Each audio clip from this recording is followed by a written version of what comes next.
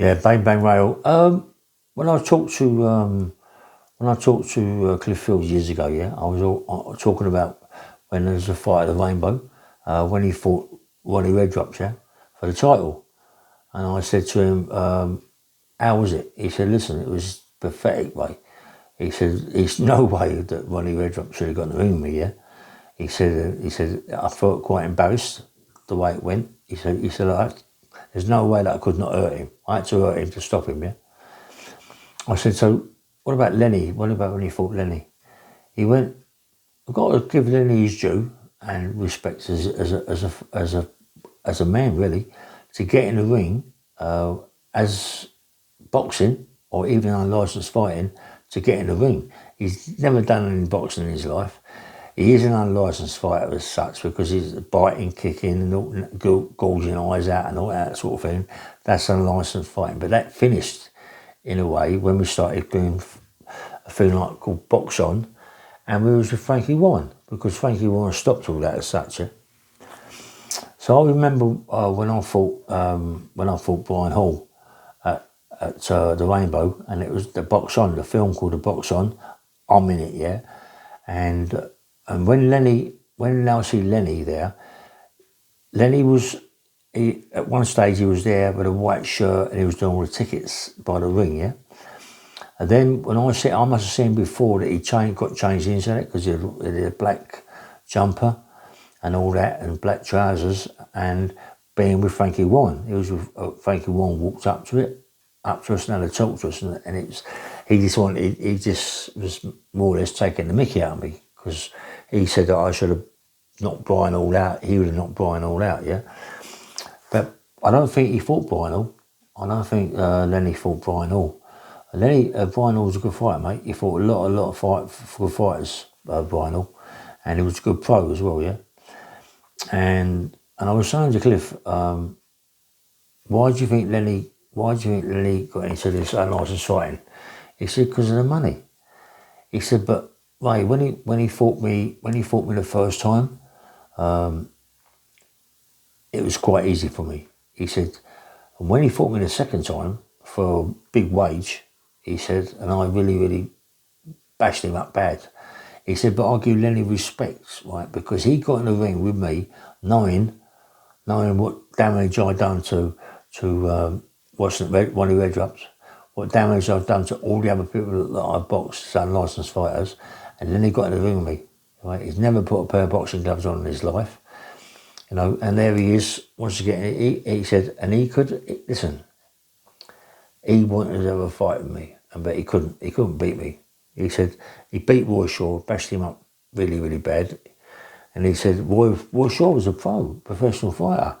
You know, to beat Roy Shaw is a feat. Even though Roy wasn't a heavyweight, it's still a feat to beat him because he's an ex-pro. He said, and then he fought Kevin Paddock. You know, and Kevin Paddock was an ex-pro. He said he lost to Kevin Paddock, but he still put up a fight. You know, never put a pair of boxing gloves on his life. It's quite hard, you know, to get in the boxing ring, and you've never put no gloves on, and you're not. I can say boxing is a different game, mate. It's not easy boxing. It's not easy to get in the ring and start throwing punches, especially for 12 rounds. You know what I mean? 10 rounds, it's not easy. I think the most I've ever done as an unlicensed fighter, I've done 10 rounds, yeah. But that was really, really hard. I was really fit then as well, yeah. But even when he fought, he fought Kevin Paddock, he fought Cliff Fields. I mean, one of the fights Lenny had was Johnny Waldron. I mean, Johnny Waldron showed Lenny what a good pro can do, you know, and he just jabbed Lenny's head off, and he could punch Johnny Waldron. But respects again for Lenny McLean getting in the ring with Johnny Waldron, who's a professional fighter, who's a good professional fighter. I don't really know. Do you know what? It's a weird old thing, you know. Us fighters, especially at that time, you don't really care about people he's beat. You're caring about the people he lost to. You know what I mean? He lost to. So when you start thinking about it, I mean, well, he lost to Roy, even though he bashed Roy up later. He lost to Roy. He lost to Kevin Paddock. And Kevin Paddock was, what, a middleweight, playing up heavyweight. He was very short, like Roy. Then he fought Cliff. He lost twice to Cliff. Then he fought Johnny Waldron. He lost twice to Johnny Waldron. Yeah, but I said, who else did he fight? You know, I don't know the people. I can't even remember the other people he fought, yeah? Listen, everybody says that I've run Lenny down. I've got a thing about Lenny McLean. It isn't that, mate. Lenny's a good fighter. Lenny was a good fighter out of the ring, without a shadow of a doubt. Maybe he was one of the best fighters out of the ring. I wanted to fight Lenny. I did want to fight him. You know, it was 2 shows that he never showed up, yeah? But I really wanted to fight Lenny. Lenny was the person that I wanted to fight. Lenny was at that time really, he was like number 1 in a way, you know, because he had the biggest name. It didn't matter about Cliff Fields. It didn't matter about Johnny Waldron. It didn't matter about Kevin Paddock or nothing like that. Lenny McLean was number 1. His name was everywhere. Lenny McLean. Everybody knew Lenny McLean, you know. And then on top of that, when Lenny really didn't get into much boxing, he got to become an actor.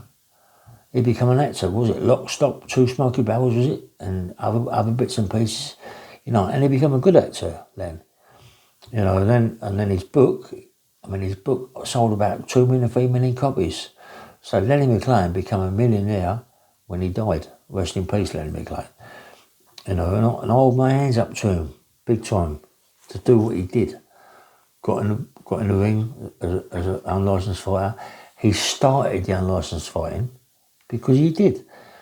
Because Roy Shaw was with Donnie Adams when he beat Donnie Adams. And when he beat Donnie Adams, then he had to beat Lenny McLean, because Lenny McLean came on the scene then, didn't he? You know, Roy was knocking everybody out. Roy was a lot older than Lenny, but Roy was knocking everybody out and beating everybody. And then all of a sudden Lenny came on the scene, and then all of a sudden Lenny McLean's name's massive. Lenny McLean's name is massive. I'm only sorry that I didn't come from that area where they all come from, you know, because I come from Acton, no one really knew me, even though I was a good amateur, even though I'd done a lot of unlicensed fighting, no one really knew me as such, yeah. So I was a bit gutted, you know what I mean? Like, no one had,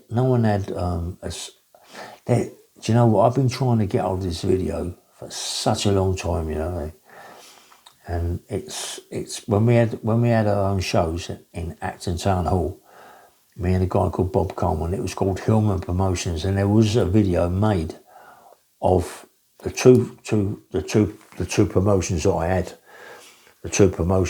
there, yeah. There was a videos made, and I've been trying to get all of the videos for ages, because I just want to put it on YouTube and let people see it. It's really good, and it was really good fights that night, them 2 times, yeah. And yeah, you know, both won and knocked the guy out in the first round, and then there was Colin Cracknell. Knocked him all around the ring, and we got disqualified because my mate Colin hurt me. He hurt me big time. He was a good pro, Colin Cracknell as well. Do you know what I mean? A good pro, mate, is just different kettle of fish, mate. That's why Cliff Fields, I feel, was number 1. Number 2, I feel, was Johnny Waldron. Number 3, I think it is between Lou Yates and maybe, who else can we say? Yeah, maybe Roy Shaw was number 3. Mind you, had Lloyd Waltham, good fight. Yeah, Brian Hall. There's quite a few fighters, really. I think it was about, when I was doing the unlicensed fighting, I think there was about 20 heavyweights. Seriously, there was about 20 heavyweights, and everybody was fighting like every 2 weeks. Every week. I mean, I had so many fights, so I was on my heels, and then I was coming and going. I was all punchy. Now, imagine what I was like then. I was like on my heels, really, really bad. You know, because me and Jimmy Tibbett, he was such a good trainer, you know. he was such a good trainer, but he's in for the money as well, Jim. Do you know what I mean? So if I was getting £300 or £400 a fight, you can bet Jimmy was getting £300 or £400 a fight as well. You know, being my manager as such. You know, but I used to really train hard. You know, I used to train so hard. I used to run 7, 8 to 10 miles. You know, with packs on my back. Not every day, maybe every other day. Sometimes every day with no pack. You know, but when I had a pack, it's like so hard. And hilly fields, Blackheath, all around there, yeah. And I used to love it, man. I loved it. I loved the fighting game. I loved it at that time, yeah. Joe Paul. Look at Joe Paul. He's a good pro, Joe Paul. You know, and he had some good fighters. Yeah, I know he had Roy Shaw as such, yeah. He did, but he had some good fighters. I went down to the pub one day with a mate of mine, Mickey Francis. Went to the pub, see the ring in the pub and all that, you know. And yeah, it's proper man, mate. Proper man, Joe Paul. You know, Alex Steen, mate. Car with glasses, big shoulders out here. Alex Steen, promoter, good promoters, mate. And do you know, like Ronnie Bender, his brother Ray Bender was with Alex Steen, and Alex Steen and Ray Bender love me, man. They really like me a lot, and wanted me, well, because when Ronnie Bender went on a visit one day, he was there, Alex Steen, and so was his brother, Ray Bender. And I walked in and I was like 19, 20 stone, big, tiny little waist, but massive shoulders, big arms, huge. And I remember Ray Bender saying to Ronnie Bender, who's that guy there, Ronnie Bender, it's Ray Hill. He's like this, that and the other, he's done this, he's done that, and he killed. Anyway, and he was saying, told that Ray Hill that when he comes out, to get hold of Joe Pyle. In other words, of Joe, and me and Alex had a chat to him. So when I come out of prison, and I met Mickey Francis, I went over to see Joe Pyle at his pub, and I met Alex Steen, and then I met Ray Bender, and I was talking about Ron to Ray about, you know, what's he like in prison, this, that and the other, and I was gutted, you know, what happened to him. And he was saying, Ray Bender, he said, look, come in with us. But at that time, I wasn't with anybody.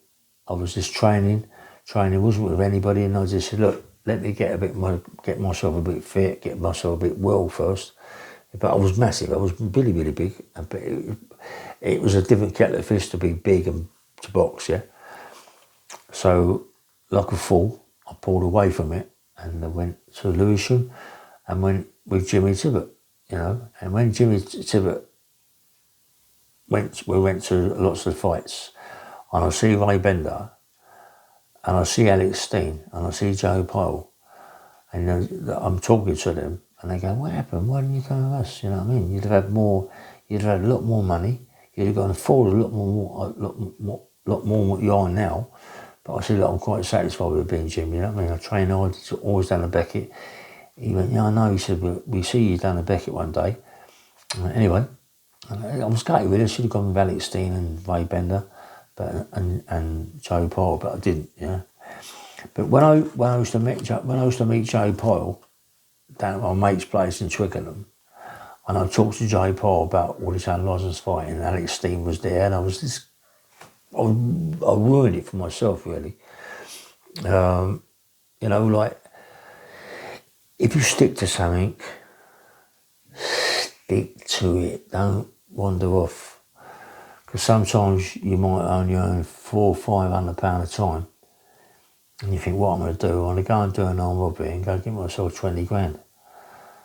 But it don't last so long, because you ain't doing robberies all the time. You can do, but that's the chance of getting this.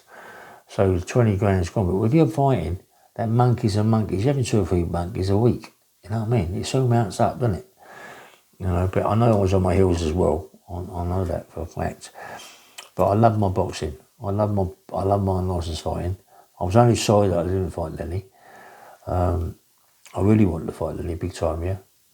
Listen, I ain't saying I did say that I could beat Lenny because I'm a fighter.